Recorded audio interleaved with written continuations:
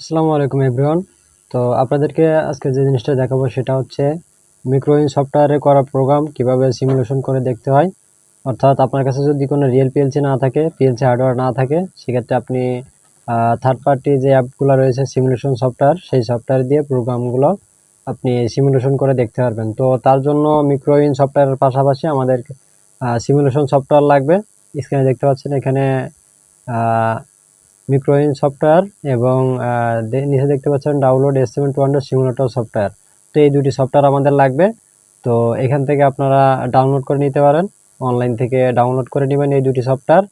তো আমার ডাউনলোড করা আছে, আপনারা শুধু ডাউনলোড করে এক্সট্রাক্ট করে নেবেন, তাহলেই হবে। তো দেখুন, ডাউনলোড করার পরে এখান থেকে আপনারা ফাইলটি এক্সট্রাক্ট করে নেবেন। পাসওয়ার্ড আছে, দেখেন উপরে পাসওয়ার্ড লেখা আছে PLC247.com। এই পাসওয়ার্ডটি এখানে লিখে দিবেন। লিখে দেওয়ার পরে এন্টার করবেন, তাহলে আপনাদের এই সিমুলেশন যে সফটওয়্যারটি রয়েছে এক্সট্রাক্ট হয়ে যাবে। তো দেখুন, আমার এক্সট্রাক্ট করার পরে এই ফোল্ডারটি ওপেন করব।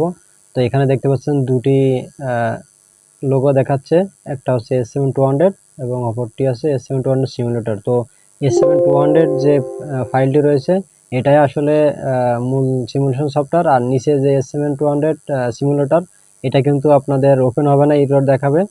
তো দেখেন আমি ওপেন করলাম, তো দেখেন এখানে রান টাইম এরর দেখাচ্ছে। তো আপনাদের এখানে দেখতে পাচ্ছেন যে S7-200 যে লেখাটি রয়েছে এই ফাইলটা আপনারা ওপেন করবেন, এটাই আছে মেন সিমুলেশন সফটওয়্যার। তো এটাকে ওপেন করি, এটাকে ডেস্কটপে আমরা শর্টকাট করে নিই। ওকে, তো আমরা এখন প্রথমে মিক্রোইন সফটওয়্যারটি ওপেন করব। ওপেন করে জাস্ট ছোট একটি প্রোগ্রাম লিখব এক্সাম্পল হিসাবে। তো মিক্রোইন সফটওয়্যারটি আমি ওপেন করে নিই। তো দেখেন সফটওয়্যারটি ওপেন হয়ে গেছে। এখন আমি জাস্ট একটি প্রোগ্রাম লিখব। I0.0 একটি ইনপুট নিব এবং Q0.0 একটি আউটপুট নিব। অর্থাৎ I0.0 যদি আমি হাই করি আমাদের আউটপুট অন থাকবে, I0.0 যদি লো করি আউটপুট অফ। তো দেখতে থাকুন।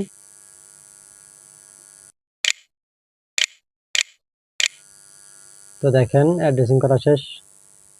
প্রোগ্রামটা এখন কম্পাইল করে নিব, কোনো এরর নয়। এখন আপনাদেরকে যেটা করতে হবে সেটা হচ্ছে এখান থেকে ফাইলে যেতে হবে, ফাইল থেকে এক্সপোর্টে এখানে একটা ক্লিক করার পরে আপনাদেরকে এখানে এই ফাইলটির একটি নাম দিয়ে দিতে হবে। তো আমি জাস্ট এক্সাম্পল হিসেবে টেস্ট লিখে দিব।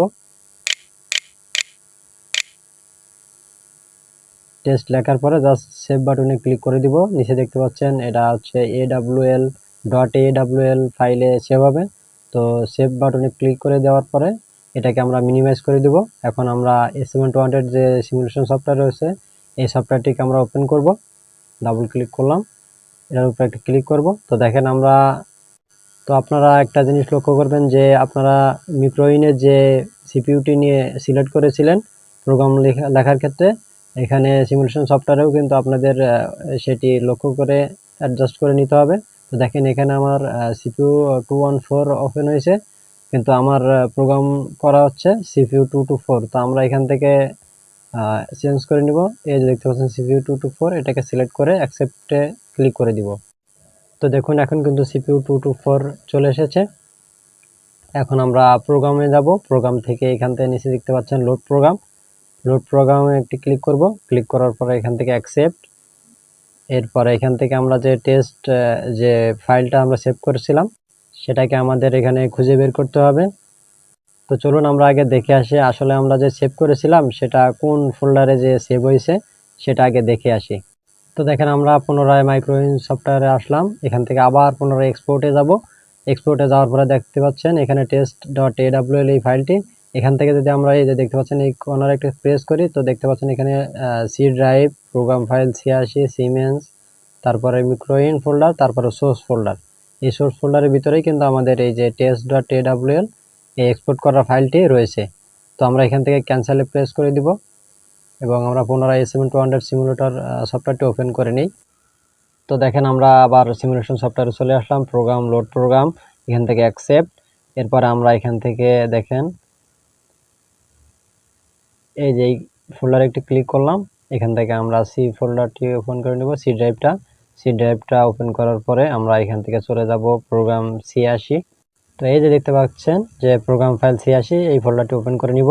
ওপেন করার পরে এখান থেকে আমরা স্ক্রল ডাউন করে নিচে যাব। নিচে যে আমরা সিমেন্স যে ফোল্ডারটি রয়েছে, এই যে দেখতে পাচ্ছেন সিমেন্স ফোল্ডার, এই ফোল্ডারটি ওপেন করব এবং এখানে এই যে দেখতে পাচ্ছেন স্টেপ 7 মিক্রোইন ভার্সন 4 নিচে এই যে এই ফোল্ডারটি আমরা ওপেন করে নিব। এই ফোল্ডারটি ওপেন করার পরে এখানে নিচে দেখতে পাচ্ছেন সোর্স যে ফোল্ডারটি রয়েছে, এই ফোল্ডারটি আমরা ওপেন করব।